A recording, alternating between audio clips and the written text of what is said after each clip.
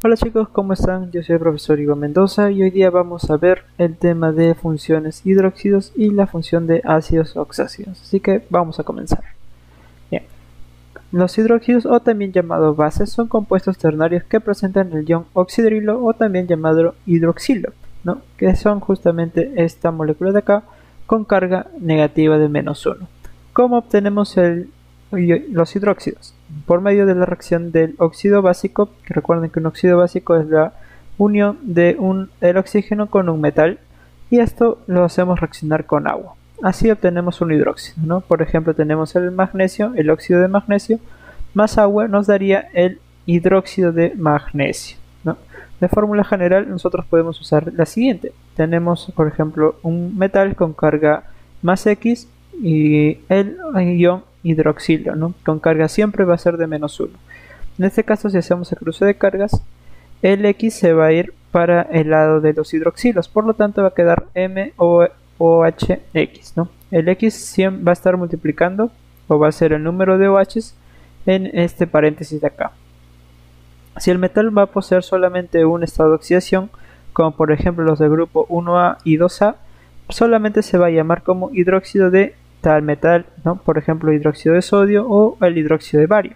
Si el metal posee varios estados de oxidación, se utilizará la nomenclatura clásica o la stop. Cualquiera de las dos va a ser válida.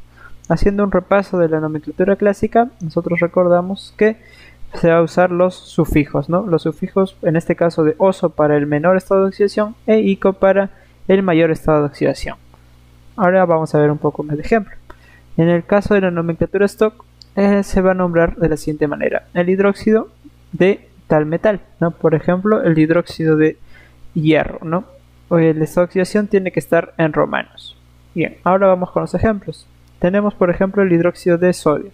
En nomenclatura clásica, bueno, se le conoce como hidróxido de sodio. La nomenclatura stock también se va a tener el mismo nombre, no va a variar. Pero ¿qué pasa con el hidróxido de hierro? Que va a presentar dos estados de oxidación: es hierro más 2 y hierro más 3. Entonces el hidróxido de hierro se llamará en nomenclatura clásica hidróxido ferroso, debido a que el 2 es un estado de oxidación menor. Y en nomenclatura stock es más sencillo, debido a que solamente tenemos que llamarlo hidróxido de hierro con su respectivo estado de oxidación, ¿no? Que está entre paréntesis.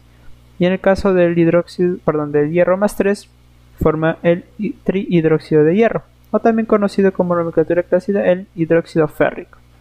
En nomenclatura stock se llamaría hidróxido de hierro 3, debido a que su estado de oxidación es 3, ¿no? En la nomenclatura clásica el estado de oxidación es el mayor, por lo tal tendría el sufijo ico, hidróxido férrico. Por lo general vamos a llamar a los hidróxidos de acuerdo a la nomenclatura stock, ya que es mucho más sencillo. Bien. Algunos principales hidróxidos que nosotros vamos a tener en nuestra vida diaria va a ser, por ejemplo, el hidróxido de sodio, el NaOH, y el hidróxido de potasio se van a utilizar en la elaboración de los jabones. Es por eso que tiene una textura bastante untuosa. El hidróxido de aluminio está presente en la amilanta, que viene a ser un antiácido, también bastante conocido. Y el hidróxido de magnesio está presente en la leche de magnesia, ¿no? De repente a alguien por ahí se le ha dado un popular laxante, ¿no? Justamente está bien en este envase. El hidróxido de sodio es un químico bastante utilizado también en la industria, y ahí se presenta en forma de estas pastillitas de acá, ¿no? Son altamente higroscópicas. Algunas propiedades de los hidróxidos, o también conocidos como las bases, es que tienen sabor amargo, son resbalosos al tacto, ¿no? Son untuosos, cambian de color azul al papel tornasol. El papel tornasol es un indicador de qué tan ácido o qué tan básico es una sustancia, y tiñen la fenolftaleína de coloración rosada. O sea, la fenolftaleína es un indicador químico también, un compuesto orgánico, en el cual, dependiendo de qué tanto es el pH de un compuesto, o sea, qué tan ácido, qué tan básico es, va a cambiar de coloración, ¿no? Y lo principal es que los hidróxidos van a neutralizar a los ácidos. En el caso de la fenolftaleína, va a tener un rango de 8,3 a 10, ¿no? En un rango de pH bastante amplio, de 0 a 14, la fenolftaleína va a actuar justamente en este rango, de 8,3 a 10. Entonces, ¿qué pasa si nosotros nos acercamos mucho más a un pH de 10? Si tenemos una base, un hidróxido, la fenolftaleína va a ir cambiando este color, ¿no? Por ejemplo, en el pH de 9,4 va a estar ya por ahí cambiando, pero en el 9,8 ya va a tener una coloración más rojiza. Y conforme vayamos avanzando, la coloración se va a notar mucho más. Bien, ahora con los ácidos oxácidos. Estos van a ser ácidos que van a presentar oxígeno, pero también van a ser compuestos ternarios. ¿Y cómo es que obtenemos los ácidos oxácidos? Por medio de la reacción del óxido ácido y el agua. Recordemos que los óxidos ácidos vienen a ser óxidos de no metales, ¿no? Y si los unimos con el agua, lo hacemos reaccionar con agua, nos dan el ácido oxácido. Entre ellos vamos a tener al conocido ácido carbónico, H2CO3, y el ácido sulfúrico, si es que reaccionamos trióxido de azufre con agua.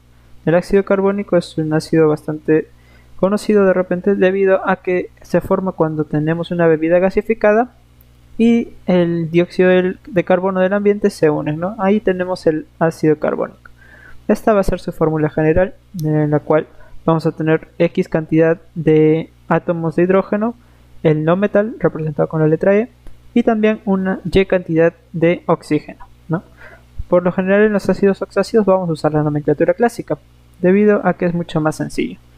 El ácido ácido y después viene el nombre del metal y va a tener la terminación os, si es el estado menor, recordando ello. Y eico si es el estado de oxidación mayor, ¿no? Por ejemplo, tenemos al ácido nítrico, que va a tener, o mejor dicho, el nitrógeno, que va a tener dos estados de oxidación diferentes. En el ácido nítrico, en el primero, el nitrógeno va a tener estado de oxidación de +5, por lo tal se va a llamar ácido nítrico, con la terminación ico. Y en el segundo caso vamos a tener el nitrógeno con estado de oxidación +3, por lo cual se va a llamar ácido nitroso, ¿no? Con el estado de oxidación +3, la terminación menor os. De manera similar tenemos para el cromo el ácido cromoso con estado de oxidación +3 y el cromo con estado de oxidación +6 sería ácido crómico. El azufre tiene diferentes estados de oxidación, tiene desde 2, 4 y 6, ¿no? Y ahí recordamos los otros prefijos que nosotros utilizamos, el hipo y el hiper inclusive, ¿no? Pero esto, en este caso el azufre no tiene hiper. Ahora vamos a ver un ejemplo donde sí tenga hiper, por ejemplo en el ácido perclórico, donde el cloro va a tener estado de oxidación +7, ¿no? El mayor estado de oxidación. Bien, estos van a ser algunos ácidos oxácidos más comunes y los que nosotros podemos encontrar en nuestro día a día de repente. Como ya mencionamos, el ácido carbónico se va a formar en las gaseosas. El ácido perclórico se va a usar en la refinación de metales, en la plomería, etc., debido a que es un ácido bastante fuerte. El ácido fosfórico va a estar presente en los ácidos nucleicos, ¿no? Pero también va a estar presente en las gaseosas. El ácido nítrico sirve para fabricar explosivos, por ejemplo el TNT. El ácido bórico, también de repente algunos tendrán en casa, es un buen antiséptico y bactericida. Y por último tenemos también el más conocido, al ácido sulfúrico, que está presente en las baterías de los automóviles. Para agregar vamos a hablar acerca de la reacción de los ácidos poliácidos. Estos se van a obtener mediante N moléculas de óxido ácido más agua, y así vamos a tener un ácido poliácido. Las reacciones anteriores vimos acerca de solo una relación de 1 a 1, de una molécula de óxido ácido más una molécula de agua. En este caso vamos a tener N moléculas de óxido ácido y le vamos a agregar agua, donde N, bueno, puede ser a partir de 2, ¿no? 2, 3, 4, etc. ¿Y cómo vamos a nombrar a los ácidos poliácidos? De manera bastante sencilla. En este caso vamos a agarrar la palabra ácido, le vamos a agregar un prefijo. Este prefijo tiene que ser según la nomenclatura IUPAC, de modo que sea di, tri, tetra, etc., ¿no? Y el nombre del óxido ácido, como normalmente lo hacemos, ¿no? Con la nomenclatura clásica, ¿no? Por ejemplo, el ácido dicrómico. ¿Cómo es que se forma el ácido dicrómico? Ya vemos por el nombre de que justamente, bueno, es un ácido. Y el prefijo en este caso viene a ser di. Por lo tanto va a venir de un óxido con 2, ¿no? Va a venir 2 moléculas del trióxido de cromo y lo vamos a unir con una molécula de agua. Por lo tanto, su fórmula nos quedaría de la siguiente manera: H2Cr2O7. Y como vemos, lo que nos importa acá va a ser la cantidad de cromos que haya. No nos importa mucho lo demás, solo nos importa la cantidad de cromos que hay. Así es que nos pidieron el nombre del ácido correspondiente, ¿no? Entonces, este sería el nombre del ácido digrómico. Teniendo en cuenta también, ojo, con la nomenclatura clásica, ¿no? Debido a que el cromo está en su máximo estado de oxidación, 6. Por eso lleva el sufijo de ico. De manera similar vamos a tener al ácido tetrabórico. En este caso el boro tiene estado de oxidación único de +3, ¿no? Por lo cual, si nosotros queremos hacer su reacción química, tenemos que tener dos moléculas de trióxido de diboro y lo hacemos reaccionar con una sola molécula de agua, por lo cual nos daría el ácido tetrabórico. Como siempre, solamente nos va a importar el no metal que está al medio, entre el hidrógeno y el oxígeno. Solamente nos va a importar ello, debido a que justamente este nos va a dar una pista de cuántas moléculas o cuántos boros va a utilizar la reacción, ¿no? Como en el caso anterior, en el caso de cromo solo va a utilizar 2, en este caso el boro va a utilizar 4. Y si vemos la estequiometría, justamente acá vamos a tener 4 átomos de boro. Bien, el ácido tetraperclórico el cloro va a actuar con estado de oxidación de +7. Si nosotros queremos hallar la fórmula del ácido tetraperclórico, tenemos que hacer reaccionar dos moléculas de óxido perclórico con agua, ¿no? Así nos daría toda la molécula del ácido perclórico, teniendo en cuenta que el no metal que está en el centro tiene que estar equilibrado, ¿no? Si hay 4 cloros acá, tiene que haber 4 cloros acá. Bien. Otro caso vienen a ser los ácidos polihidratados, los cuales se van a obtener al hacer reaccionar óxidos ácidos con esta vez 1, 2 o 3 moléculas de agua, ¿no? Entonces ya no van a haber N óxidos ácidos, ahora van a haber N moléculas de agua. Acá el N tiene que ir para acá. En lo cual vamos a tener un ácido polihidratado, ¿no? Y para ello nos vamos a ayudar de este cuadrito de acá, porque acá vamos a utilizar los prefijos meta, piro y orto, ¿no? Cuando tengamos un estado de oxidación impar y tengamos este caso de acá donde tenemos un óxido ácido con solamente una molécula de agua, vamos a tener que utilizar el prefijo meta. Si tenemos que utilizar el prefijo de piro, bueno, tenemos que utilizar un estado de oxidación impar y el óxido ácido más 2 moléculas de agua esta vez. Y para el caso del orto, del prefijo orto, tenemos que utilizar 3 moléculas de agua. De forma muy similar si es que tenemos el estado de oxidación par, ¿no? Solamente queriendo acotar acá, cuando tengamos el prefijo piro, tenemos que tener esta vez 2 moléculas de óxido ácido. Esto lo vamos a ver mejor con los ejemplos. En el primer ejemplo tenemos el ácido piroclórico, ¿no? Si nosotros nos fijamos en la tablita, ¿qué quiere decir? ¿De dónde es que proviene este ácido? Bueno, entonces viene de piro. Y entonces tenemos que hacer reaccionar solamente una molécula de óxido ácido con 2 moléculas de agua. Pero debido a que es clórico, tenemos que utilizar el estado de oxidación de +5 de cloro, ¿no? Por lo cual nos daría justamente, vendría del óxido clórico, el Cl2O5, más 2 moléculas de agua, ¿no? Por lo tanto, nos da justamente de manera similar a la tablita, piroclórico. Para el ácido ortosulfuroso, en este caso está con estado de oxidación par, nos vamos a la tablita y ¿qué nos dice? Tiene que hacer reaccionar 2 moléculas de óxido ácido más agua, ¿no? Si está estamos en el caso del ortosulfuroso. Entonces tenemos que reaccionar 2 moléculas de agua con una sola molécula de óxido ácido. Por lo tanto, nosotros ya tenemos nuestro ácido sulfuroso, viene del óxido sulfuroso, justamente porque el azufre también está con esta oxidación +4. Entonces al momento de estar con esta oxidación +4 va a reaccionar con 2 moléculas de agua, ¿no es así? Para formar el prefijo orto. Por lo tanto ya tenemos nuestro nombre completo, el ácido ortosulfuroso.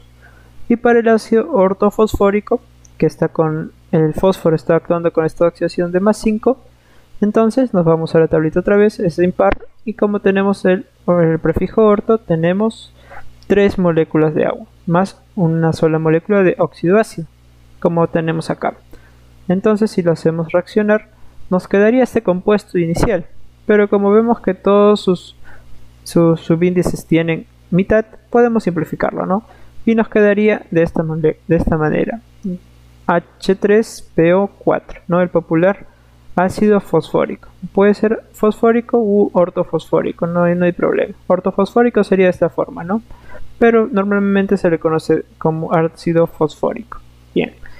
Algunas características de los ácidos son que tienen sabores agrios. Por lo general, no sé si habrán probado zumo de limón, justamente habrán hecho una mueca bastante graciosa, ¿no? Debido a que es de sabor agrio. Otros ácidos van a ser corrosivos a la piel y por ello van a disolver las sustancias, ¿no? Justamente los ácidos es bastante complicado trabajar en el laboratorio, hay que tener bastante cuidado con ello, porque si te cae una gota, aparte de ser muy doloroso, la herida es muy difícil de que sane. Van a neutralizar a las bases produciendo sales. Este capítulo de las sales lo vamos a ver la clase que viene. Justamente acá les pongo la escala de pH, donde vemos que hay una parte de 0 a 7 es la parte ácida, y de 7 a 14 viene a ser una parte básica. En la parte ácida podemos encontrar, por ejemplo, jugo gástrico, el jugo de algunos frutos, por ejemplo el limón, el tomate, ¿no? Algunos licores también son parte ácidos, y en la parte básica vamos a encontrar la mayoría de verduras, a los jabones, desinfectantes, etcétera, ¿no? Y algo interesante también es que van a colorear, a diferencia de las bases, van a colorear de color rojo el papel indicador o papel tornasol. Un ácido bastante empleado en la industria es el ácido sulfúrico, que justamente mide el nivel de industrialización de un país, ¿no? Se usa como indicador también del nivel económico, debido a que bastantes cosas que tenemos a nuestro alrededor han sido creadas a partir del ácido sulfúrico, o por lo menos un proceso de su creación ha tenido que ver con el ácido sulfúrico. Bien chicos, hasta acá ha sido la clase de hoy, espero que les haya gustado, hayan podido aprender algo nuevo y nos vemos en la siguiente clase. Cuídense bastante, nos vemos, bye.